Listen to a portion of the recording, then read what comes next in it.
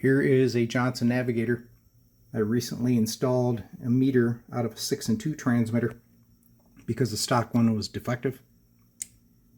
It's working great. Full output off the Navigator.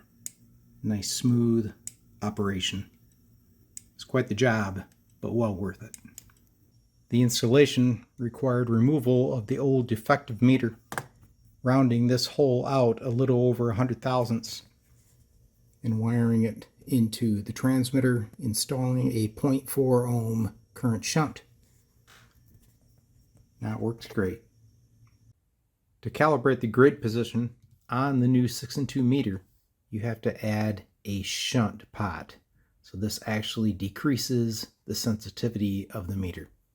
I will be posting a video of the installation process, but now this Navigator is ready for the air.